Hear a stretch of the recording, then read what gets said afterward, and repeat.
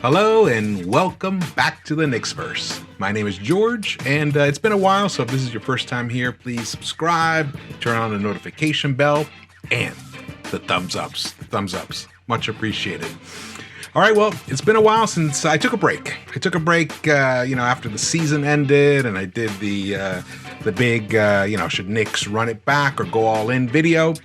Which thank you everybody for all the comments. They were fantastic. It was a great back and forth. I just needed a break. Needed to chill a little bit. Not like I got my mind off basketball. I'm sure you guys probably been doing the same thing.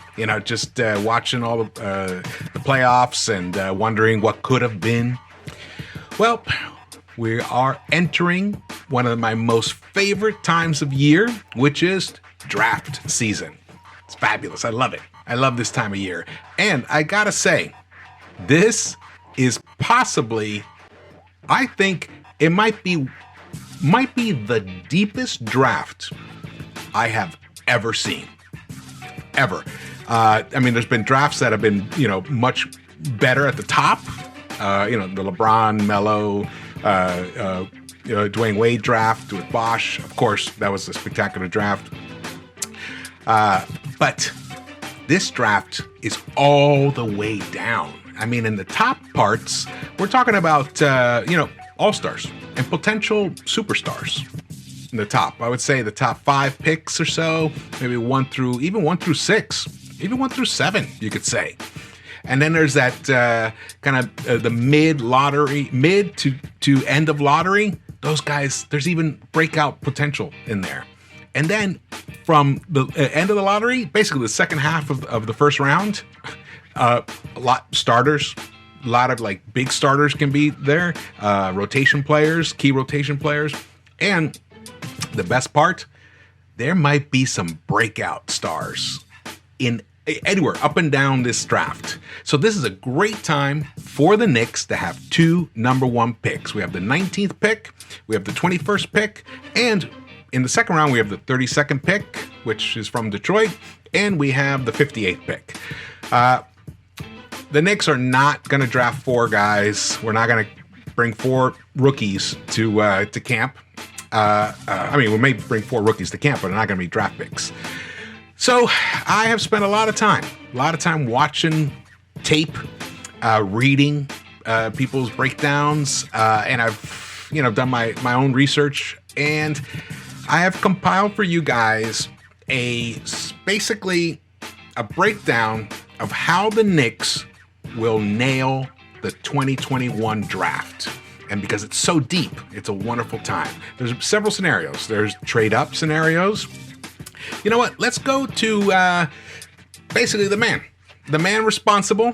Well, not solely responsible, but the leader of this squad, Tom Thibodeau, and get his own words from when he was at the NBA Combine. This were his words. You have to be ready for all the possibilities.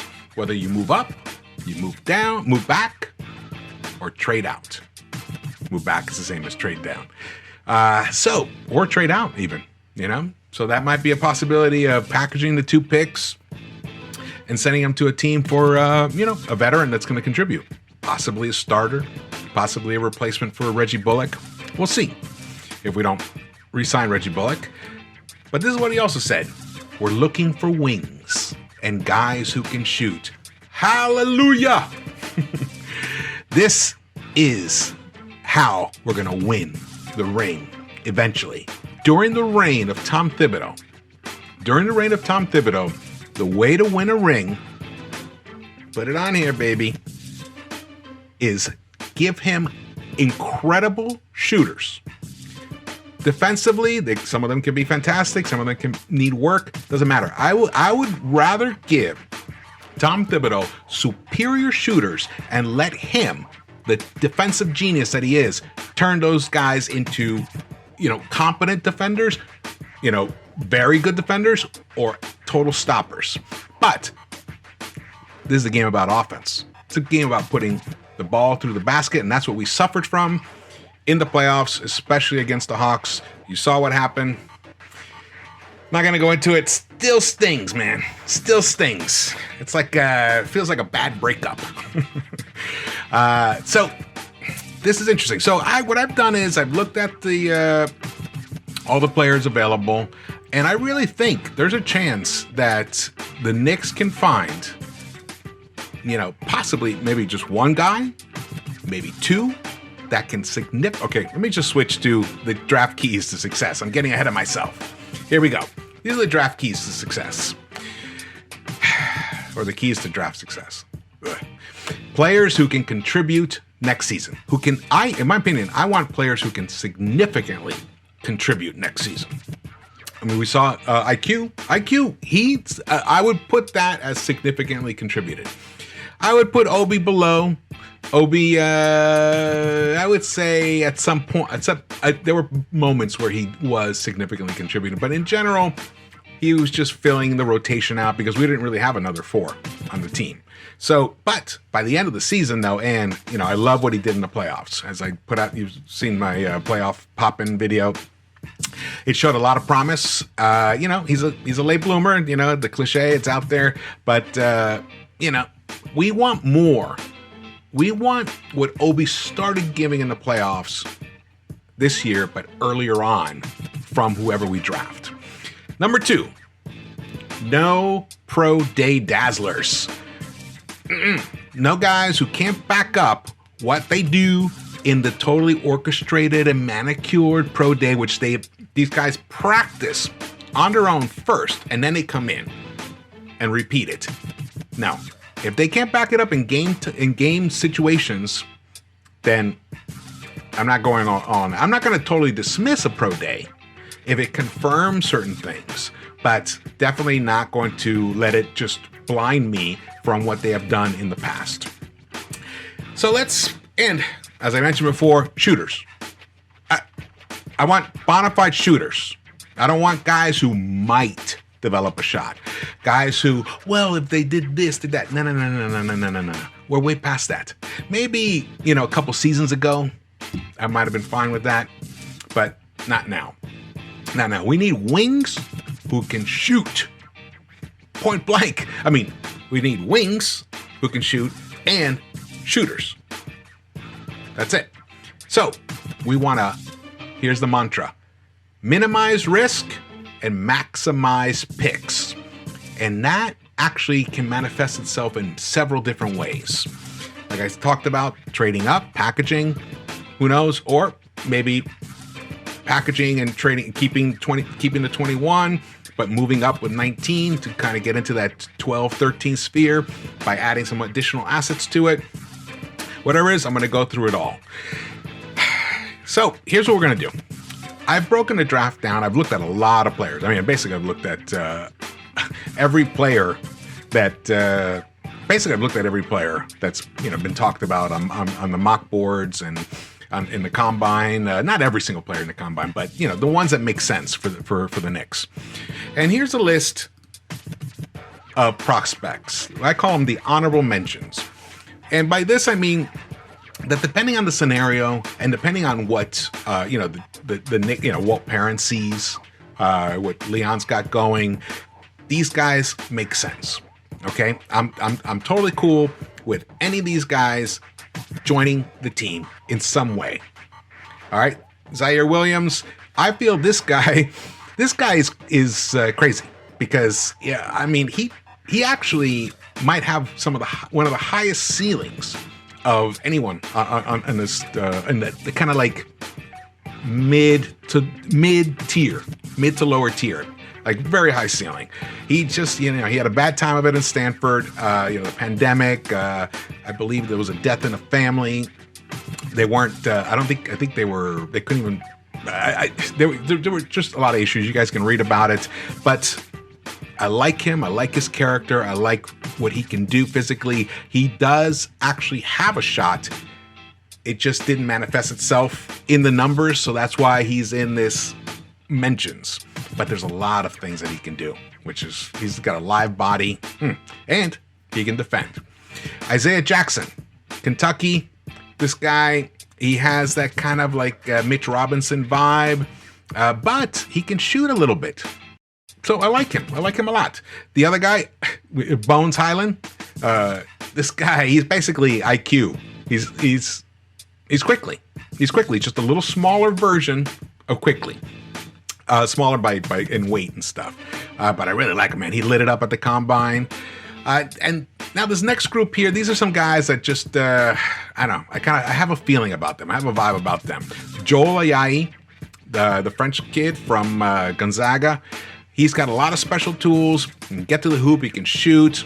He's a team player. He's unselfish. He can pass. He can defend.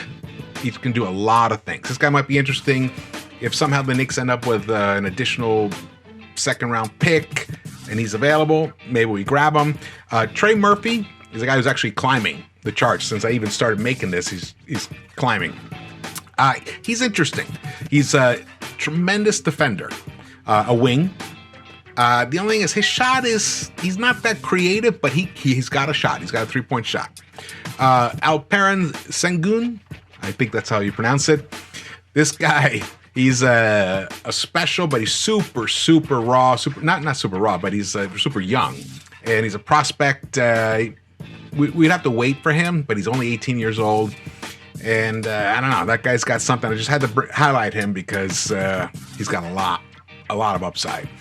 Josh Primo, fabulous. This guy. He's another one that possibly could be there at 21 if we hold on to the picks. So that's someone to look out. Terry Taylor, he, I believe, has worked out for the Knicks or has had conversations with the Knicks. He's also shows a lot of promise. Johnny Juzang, he's my own guy. I put on there because I've watched him play a lot. I'm a UCLA Bruins fan, and man, in March Madness, what he did was fantastic. So I think this guy, he didn't really show up at the Combine. He may actually opt out of the draft, but he will be an NBA player, absolutely. And man, when that guy gets hot, he's sizzling hot. So these are guys to keep an eye on. Honorable mentions. Now the next three I'm going to show you are kind of controversial in a way because I am not putting them on my top 10 targets for the Knicks. I have a list of the top 10 people that any of them the Knicks got, I consider it Knicks nailed the draft. These other three, I'm open to be convinced, but right now, I'm a maybe. Davion Mitchell, James Bouknight, and Sharife Cooper. Mitchell, really, it only comes down to his size. I don't think he really has the athleticism to overcome his size. But man, can that guy shoot? He's got a step back three. I mean, he can do everything. And defensive wise, fabulous. So, but and the where he's mocking right now in the draft, he's up at number 8 even. Sometimes he's down he even drops down very low. So he's all over the place. So, but he's someone to keep an eye on. If, for example, he starts slipping and there's a willing trade partner, maybe he's worth, getting up there and grabbing him. So he's a big maybe. Bouknight is someone that basically Knicks Nation, Knicks Twitter has fallen totally in love with. I have not, because of my major number one criteria: must have a shot. Now, I've been told he actually does. There was an injury, and maybe that kind of like interfered with him. But he's not a big assist guy. He has a tendency to trip as he's driving into the lane. He tumbles. He turns the ball over a lot. But he's a New Yorker. I love his athleticism. He can get to that hoop, that's for sure. He's a guy that I'm still open on being convinced. And you know what?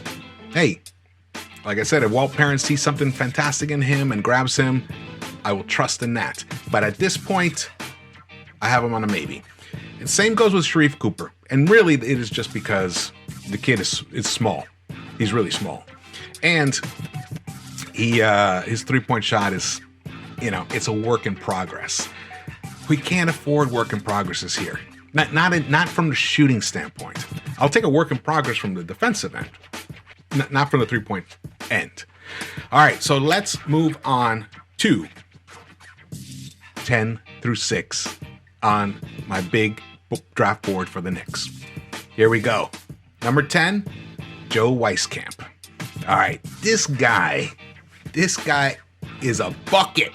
He is a bucket. He has a beautiful high arcing 3-point release, which means when defenders are running at him, he just shoots over them.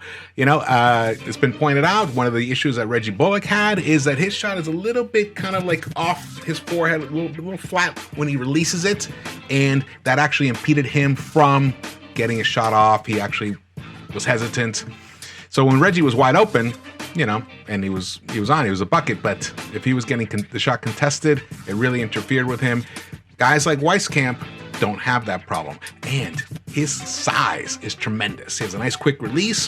His wingspan is 6'11". He's 6'7", and his wingspan is 6'11". So this is the prototypical wing who can shoot the lights out, and he's a good rebounder. He even has a 42-inch max leap. Oh man, and I put him as the third best shooter in the entire draft. In the Combine, in Game 2, he scored 26 points. He got 10 rebounds. I mean, he showed up. I really like this guy. I really like his game. And look what he does from the 3-point line. 46.2%. Wow. That is some sweet numbers. Sweet numbers. All right, Kai Jones. Kai Jones is my favorite stretch in the draft.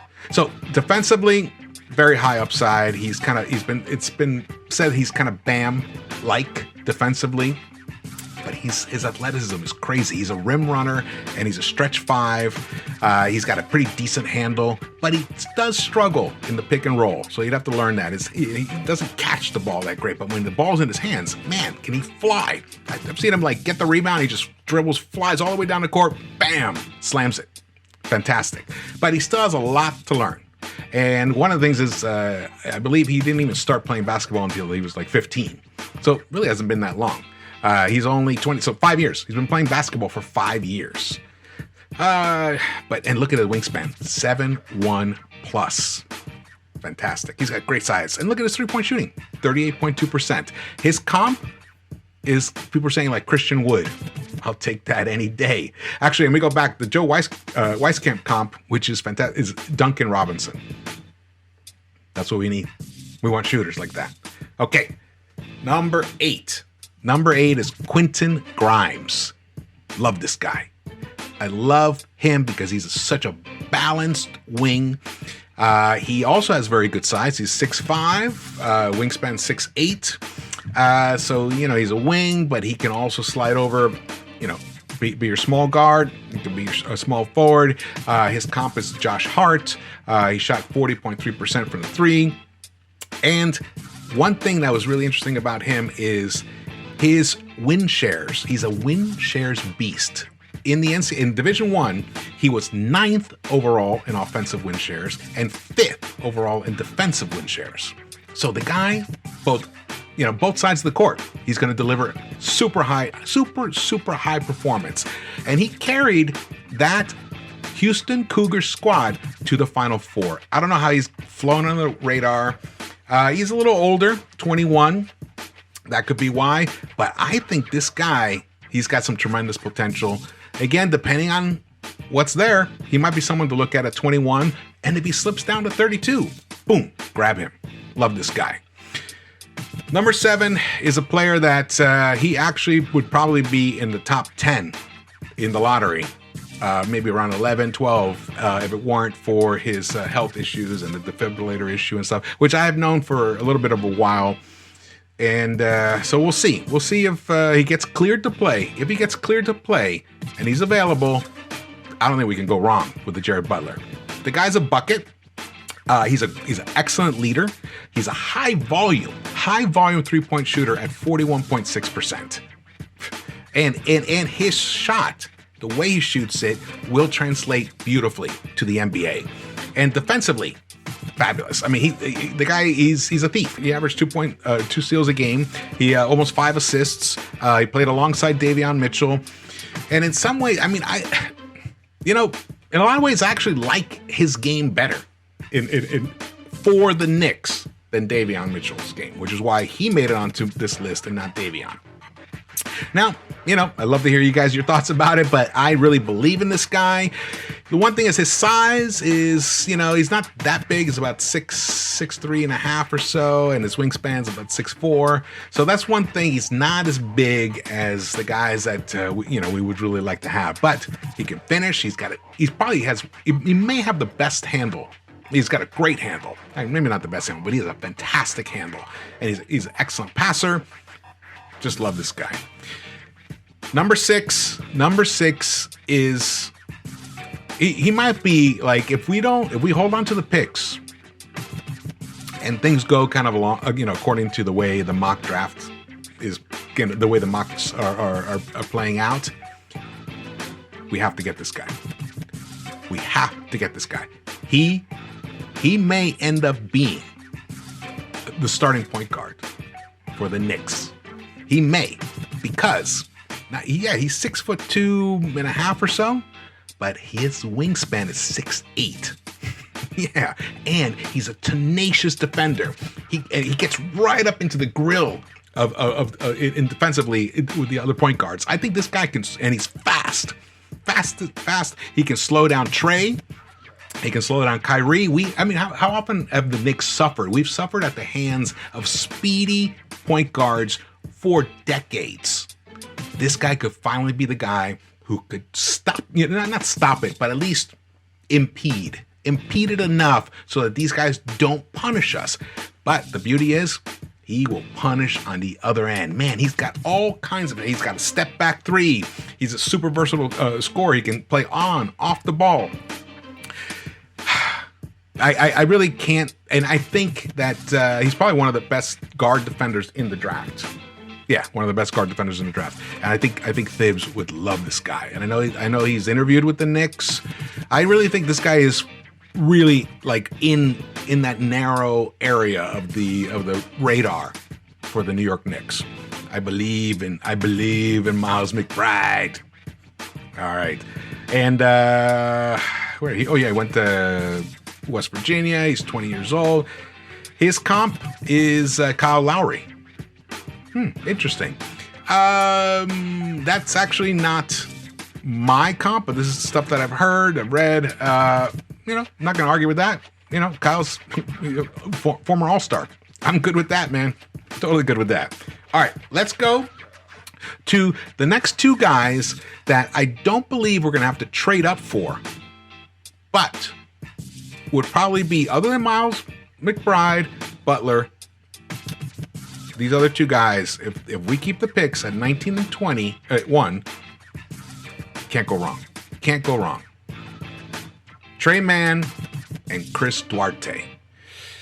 Oh, I know. One thing is, not everyone, but many in our Knicks fandom, they've been turned on to the Trey Mann spectacular show. This guy can shoot from everywhere. He's got super logo range. He's a step back shooter, off the dribble 3-point shooter. He's got a strong floater. I mean, he's a bucket.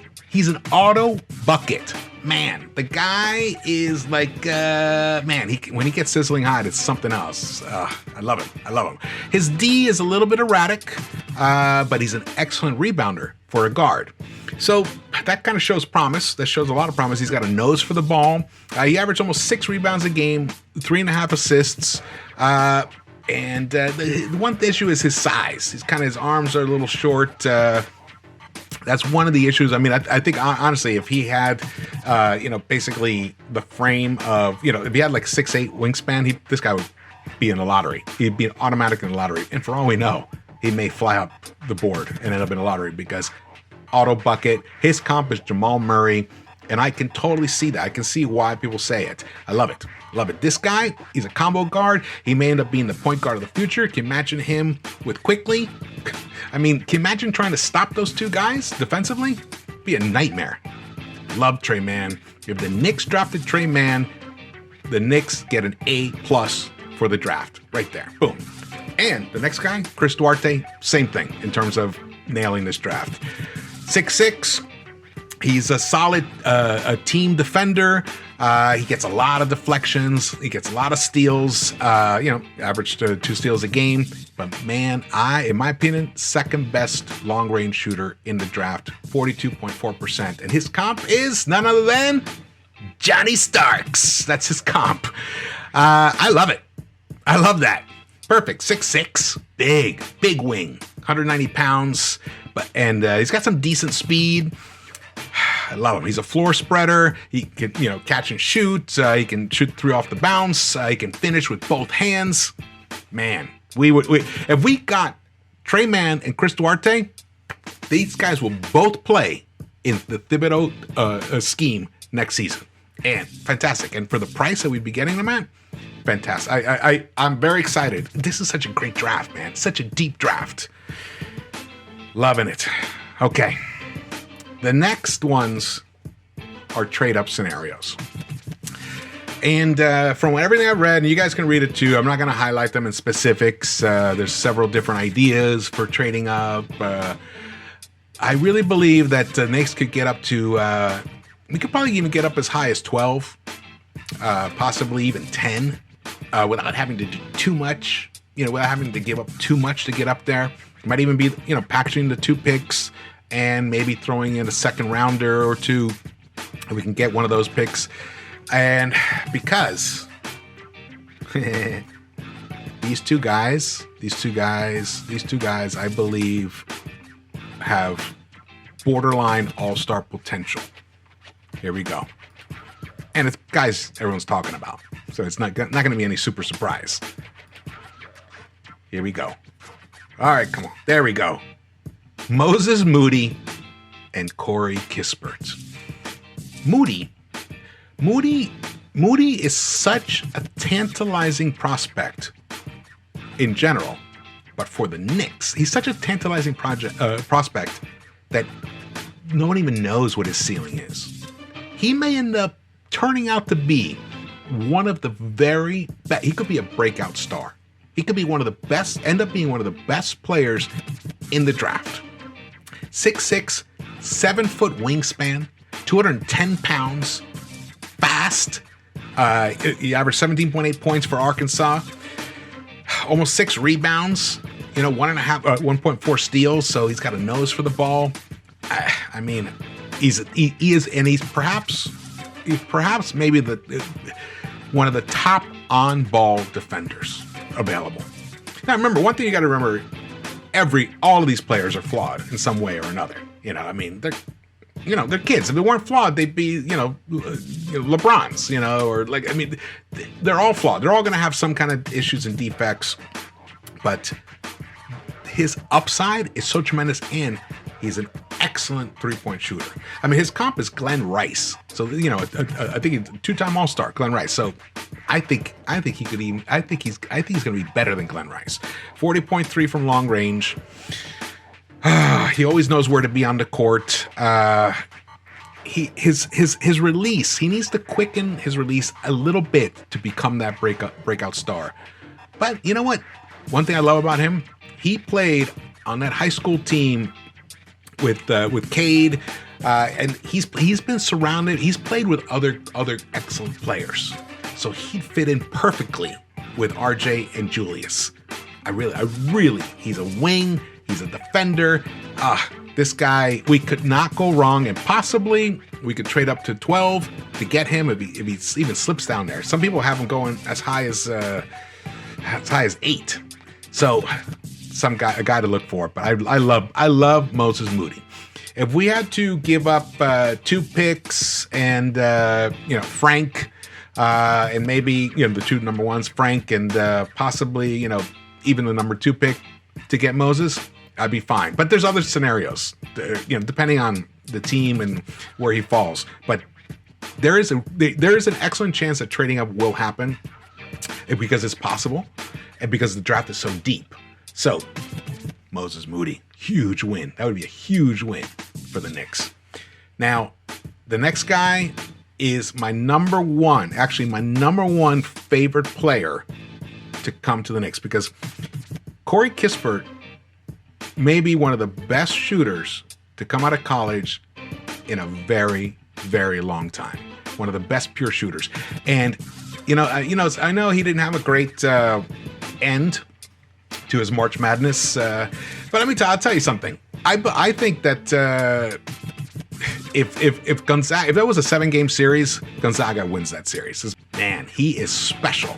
In college, he's a 50-40. He's a 50-40-90 guy. I think he's going to be in the NBA a 50-40-90 guy. 50% from the field goal, 40% three-point shooter, and 90% from the free throw line. He's got some athleticism. He's much more athletic than people think. He's excellent size, 6'7".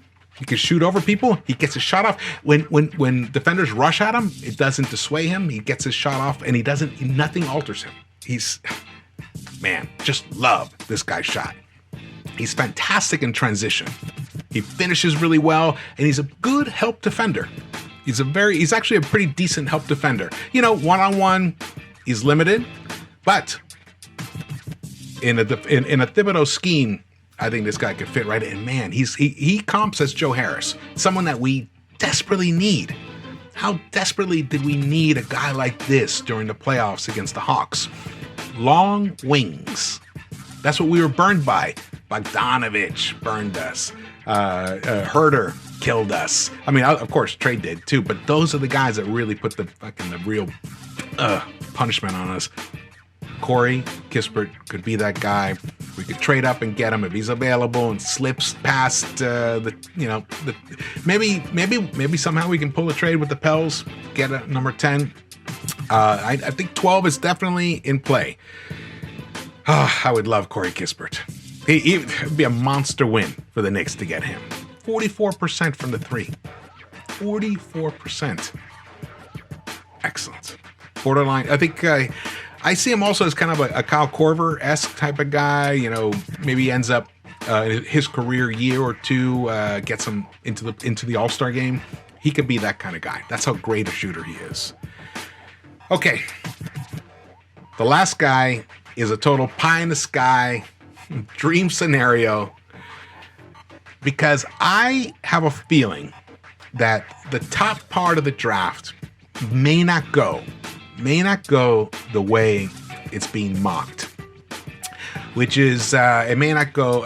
Cade is Cade, but even then, there's been talk that Detroit might trade out or might draft Jalen Green. So there's a lot of weird scenarios, but let's just say Cade stays number 1 and Green goes number 2.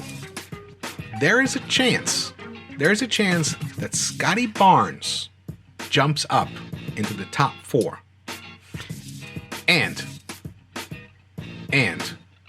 there's a chance that this player slips to number 5. Here we go. Jalen Suggs. There is a chance that Jalen Suggs slips down to 5. In that scenario, Orlando holds the 5th pick. And I'm going to give good credit here to Mike Bork. He has a scenario of offering Orlando Emmanuel Quickley. Yeah, okay. Hear me out before you freak out. Emmanuel Quickley, the 19th pick, the rights to the 2022 first round pick, but top 8 protected for the number 5 pick. So basically what we would be doing is swapping Emmanuel Quickley, and yes, some picks, for the future point guard, the point guard that the New York Knicks have been looking for, forever. Honestly, since Clyde, since Walt Frazier, I don't think the Knicks have had a point guard as good as what Jalen Suggs is going to be. Look at his comp, Jason Kidd. The one thing he's not superior at is the three-point shooting, 33.7. But he can be streaky at it. And I think that's going to come. I think that shot's going to come. I've seen a lot of, everyone's watched him play tons. But man, his size, his speed, he's one of the fantastic finisher. I mean, super creative finisher. He's a tenacious defender. He's an excellent rebounder. He averaged 4.5 assists. He's 50.3% field goal percentage. Man, he's strong. He's got a super tight handle. He's a great leader, and he's unselfish. And he would be he has all-star. I mean, he's going to be an all-star. He's going to be an all-star. I have like 99% certainty this kid will be an all-star. And he's 20 years old. RJ's 21. Can you imagine? Suggs, RJ, Randall.